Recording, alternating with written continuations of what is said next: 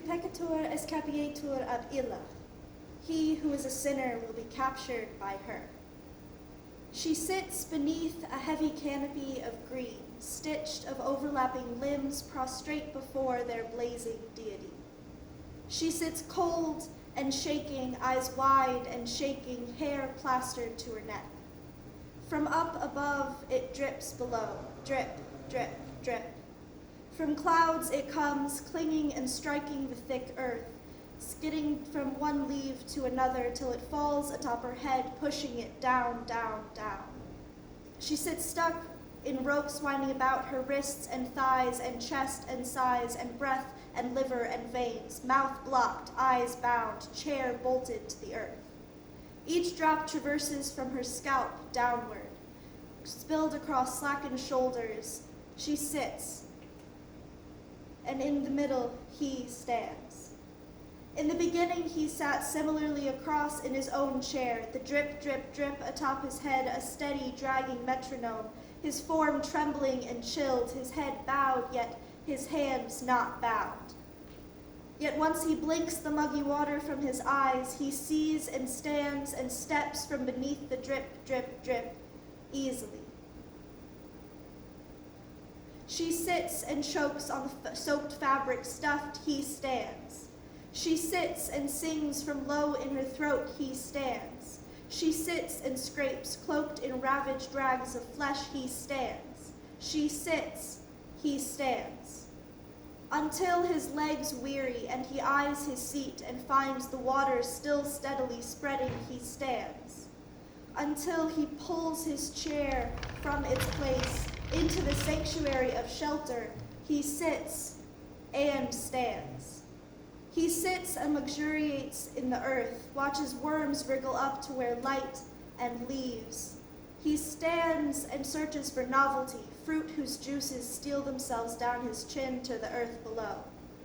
He stands and drags a stick with him where he wanders, hands gaining calluses and strength and scrapes everywhere he touches.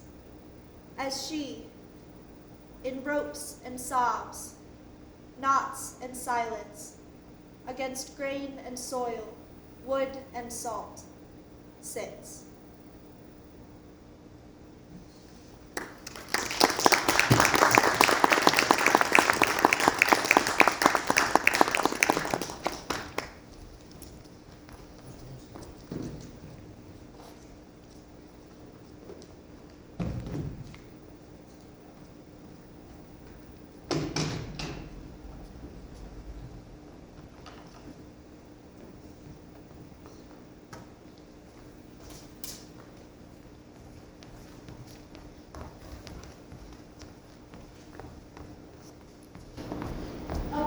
Lies in a drifting boat, whispering its verse to the breeze.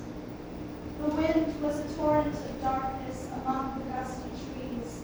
The moon was a ghostly galleon tossed upon crowded seas. So wrapped in the rapture of words was she, her dead lips working untired. She felt not nor heard the burbling round her as the flame of her forge was fired. The pressure that was at her hand she felt was the kiss of her nighttime love. The swoop in her stomach at the hull in the water fell short in her bath of blood.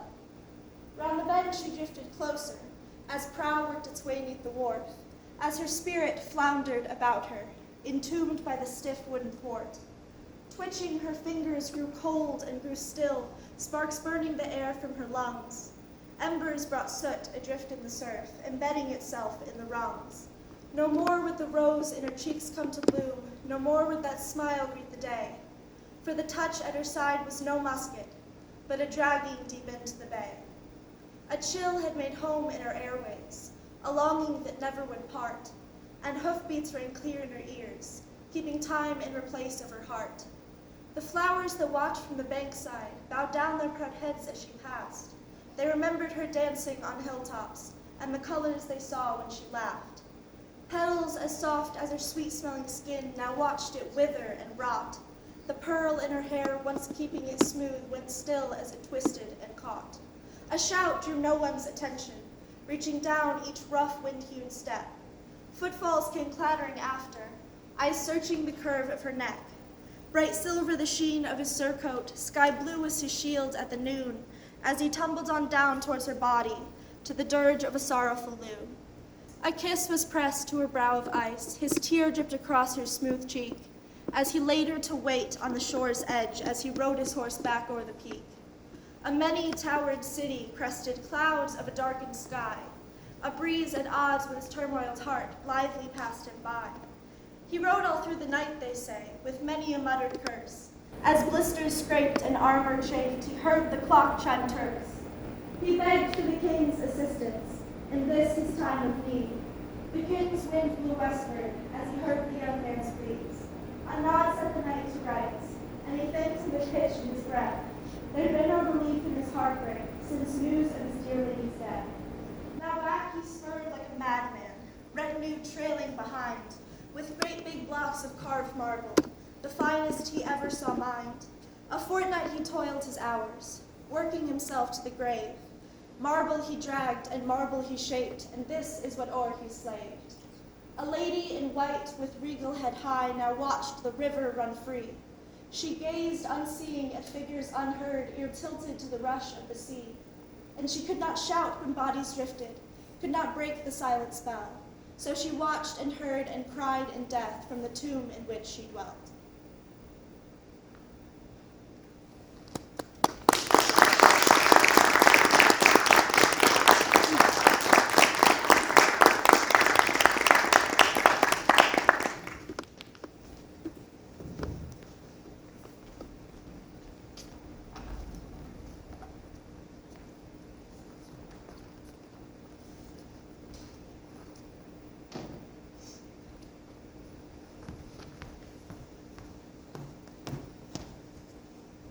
Tiered morning.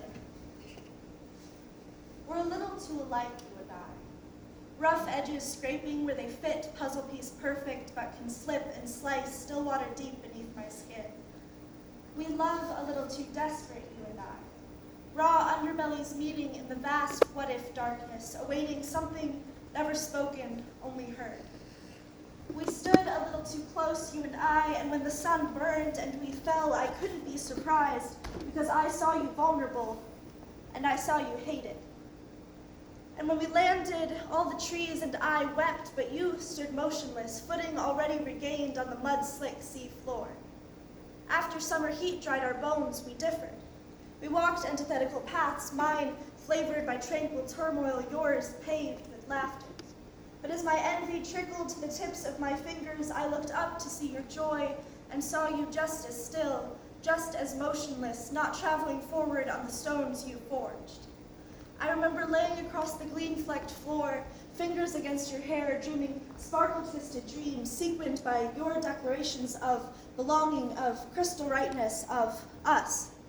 But as the tide swept me away, solely stranded at the clever whim of the dancing waves, I could see your prone form dotting the horizon.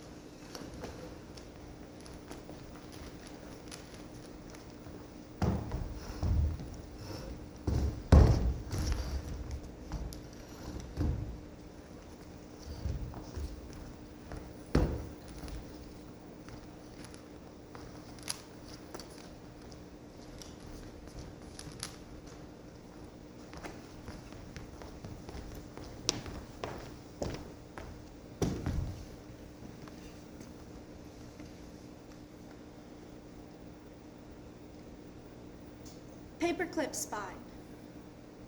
It is impossible to remember that pain will end. It is impossible to remember that pain will end when it is caged in the bone bars of your chest, proclaiming the vices of your flesh, the most intimate betrayal. It is impossible to remember that pain will end. Intellect means nothing. Heat means nothing. Ice means nothing. Acetaminophen means nothing. Massage also means nothing. Time means nothing. Silence means nothing.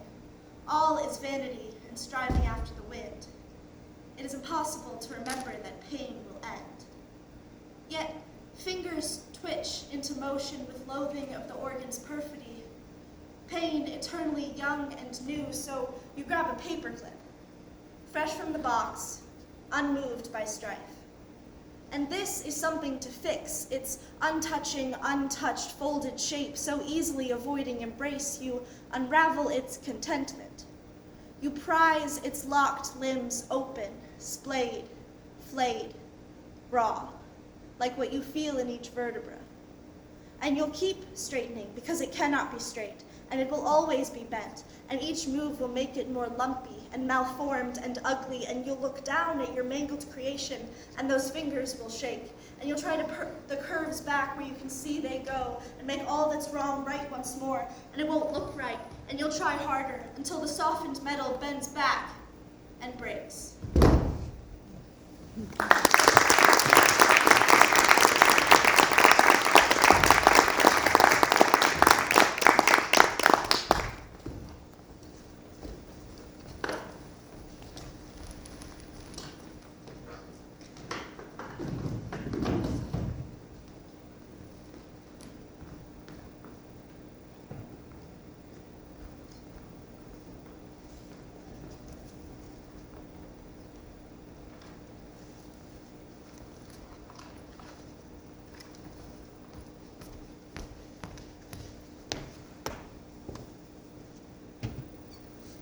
In the shadows.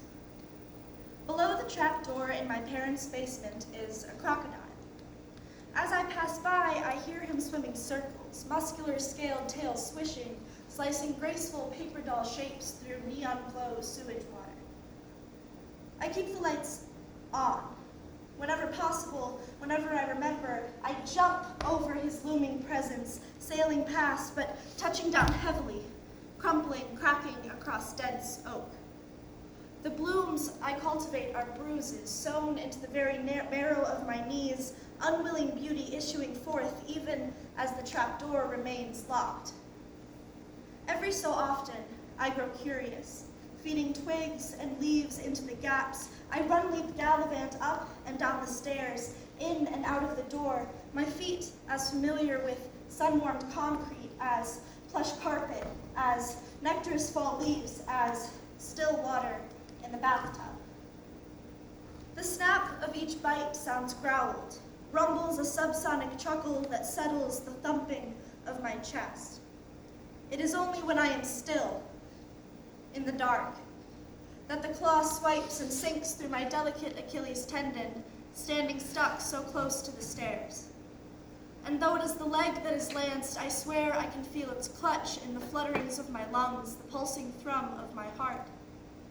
And when liberated, my limbs resume their dancing dash, but each darkened room awakens a hesitancy previously unknown to me. And more often, I slow to stand still, awaiting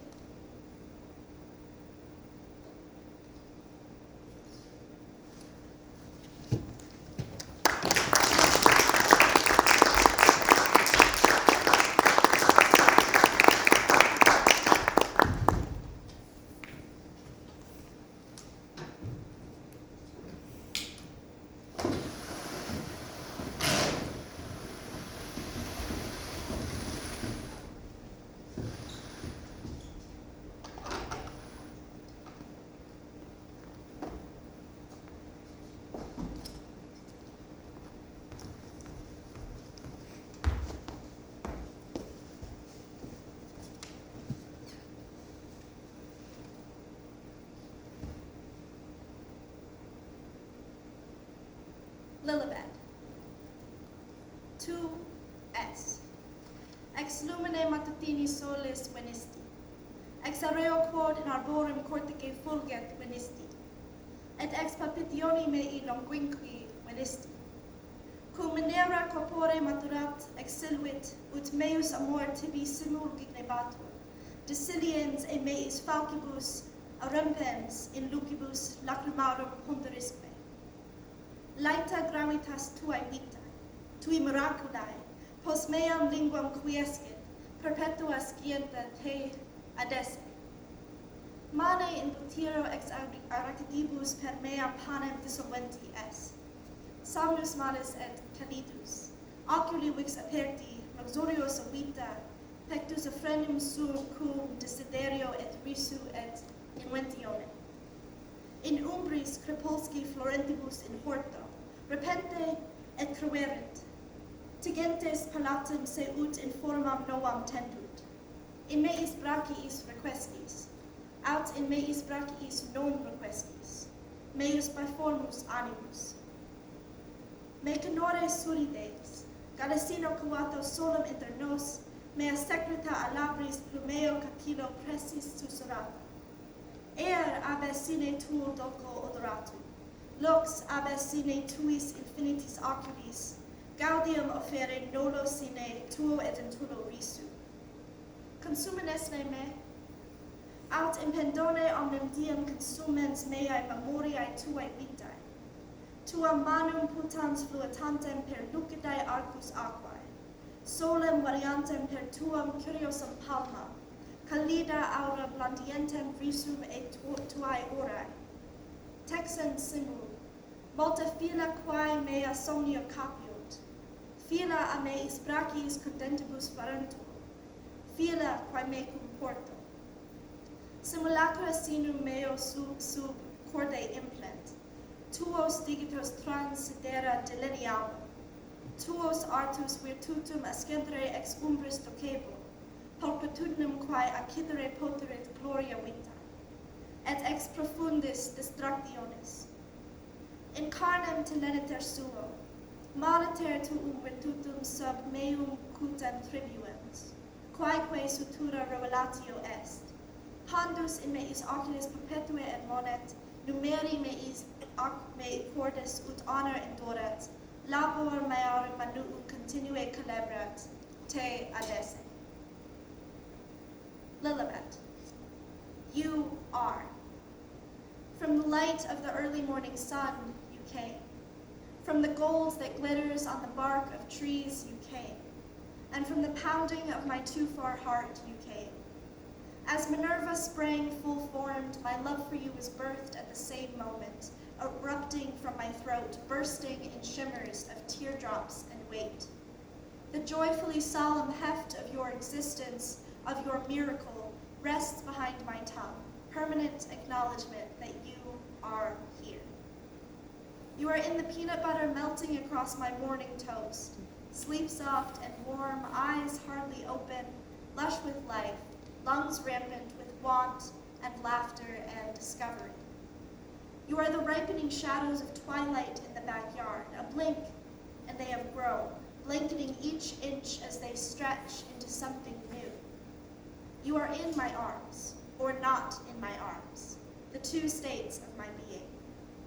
You are smiling at my singing, dimple deepening just between us, my secrets whispered from lips pressed to downy hair. There is no air without your sweet scent, no light without your endless eyes, no joy I want to offer without your gummy smile. Do you consume me, or do I spend each waking moment consuming my memories of you, thinking of your hand drifting through water's crystal rainbows, of sunlight dappling your curious palm, of a warm breeze teasing a giggle from your smile?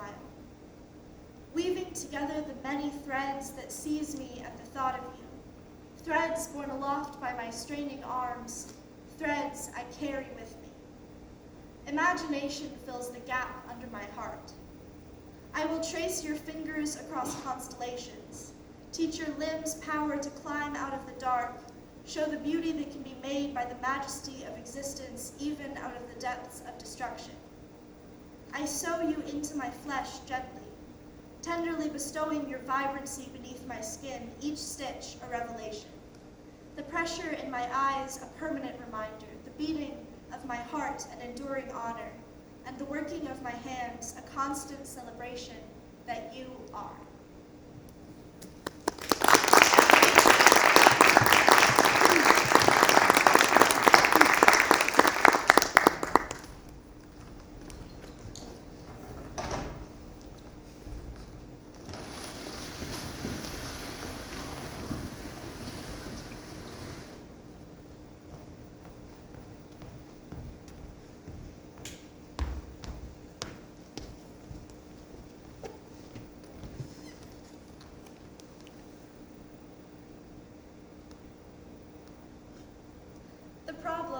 as I see it now. I met God on a subway heading for 42nd Street. I knew it was him when I saw him reprimanding invisible angels, legs lifting to kick at the shining silver ankles concealing sacred radiance, resounding ringing reflecting that of the Lord's Prayer. And as I scurried from the car, gaze averted from divinity, he spoke to me. "Send me your skull," he said. "Matter of fact, email me your brain." Searching, scrounging in the dirt, rooting around the rotting remains of my comrades, it reminds me of the playground. King, judge, executioner, MC. Pantomimed pageantry, all those who called and crawled from me, blood spattered across wood chips. An angel on the ground, a bullet on the table. Running hastens fate. Show me the color of a soul as cyclical worlds return us time and time again. Usher in the Pompeii procession, rushing to the altar, piling and pressing, eager to be next in hearing that alluring call of euphemia. Speak, when you have enough to buy the words, and they'll call silence sacred, and in the same faded breath they'll reframe the refrain for you, terminal tinnitus from God's transcending eulogy, the bell ringing, singing, your ears scorched from his divinity. You, kid, lamb, your turn to be mangled, turned hanging gut wine. They'll come forward and drink their fill till it spills from mouths that won't close, till it reaches the heavens down below, gluttony of sanctimony. You show me the color of a soul, sacrificed soul after it's drained, an angel on the flames, the bullet between your teeth. Grout between the age-old subway tiles accumulates dust attracted more to my cheek than any broom. It scrapes me clean, raw, revitalizes my recognition of ache, realizations of pain, the wet slide of silence down my throat. As my world grew, children went missing, empty classrooms repopulating the tombs. As our world grew, I disappeared too, took the form of red, tattooed on the infant's abraded wrists, branded since birth, they rejected the word. Can you show me the color of their souls? King, judge, executioner, MC, blood spattered across wood chips. The playground is now a parking lot. And as I watch God kick the angels, I now see we are the bullets.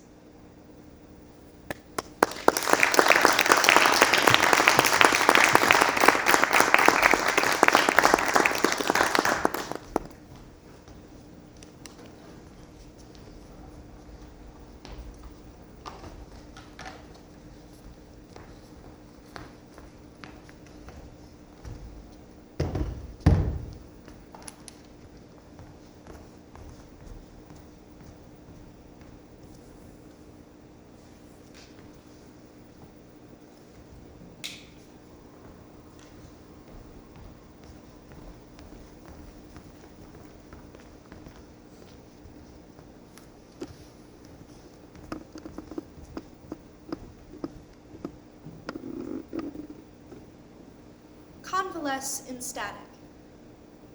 Put one hand on my thigh and the other on my calf and twist until my hip pops. Then keep going. Spiral deeper until tendons snap, sever, until finally the entire leg is ripped away. And then do the next one. While she was strapped to a hospital bed, I was floating on a river-risen fugue induced by my self-imposed step 8. When her screams failed to abate, I left my body an unhappy pile of shoulders on tits, on stomach, on ass, on legs, with a head floating away. When the vein in her arm burst from overuse, I lapped at the blood in the dark, sliding my mangled flesh against the tile, and with her taste, I know her dreams. 4 bloody teeth ripped into wakefulness. Nerves twisted and torn, abandoned in the gums, a throat so raw she dreams of screaming. I think if I were in the body, I'd care. As an attempt, I grabbed her leg and tried to force myself into dislocated limpness, carve my path into coagulated openness of distension, but wearing her skin isn't the same as living here, and the tight stretch tells me I no longer belong in the viscera of her spleen, the recesses of her pancreas, the vitreous humor moistening the rolling eyes following my spirit meander. I'm sure one day we will uncomfortably rejoin, but perhaps the next slice of severance will dislodge my head permanently.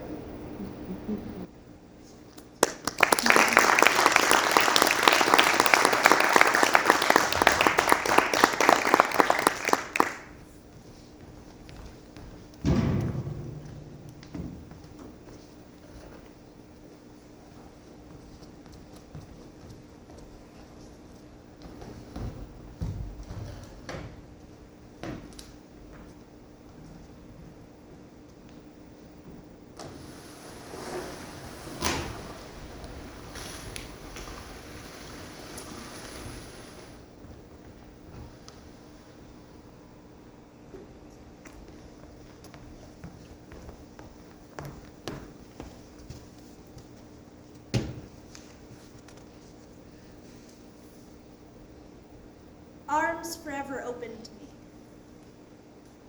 I hope I never lose the lake, pooling beneath my ribs, tucked into my pocket. I dip my hand in each day, touching tranquility. The sand sings a scorched lullaby, quivering molecules meeting again, and the sweet sand cherries spill their juice atop the fluffed breast of visiting kingfishers and waxwings.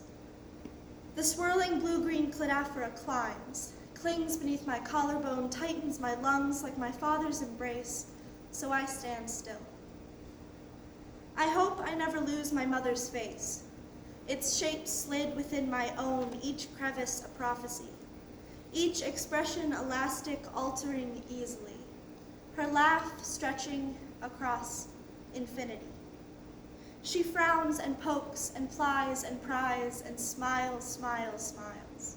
When she meets my eyes, what's hardened softens, a chrysanthemum in bloom between her teeth. I hope I never lose myself, the one who cries behind the mirror and sighs a dream of stars, the one who danced jubilance across warmed concrete, who celebrated the sputtering hose with a worshipful fervor, who spent hours weaving wishes to bestow on those beloved. I hope that when I am forced to wander, my clothes are stitched with my backyard and stew and Monopoly. I hope I am revitalized by a cool spring breeze trailing petals in its wake. I hope I remain fascinated by every library I greet. I hope that when I tug at my pocket and I smell that earthy shoreline, I see my mother's smile reflecting back as I twirl and leap across lily pads.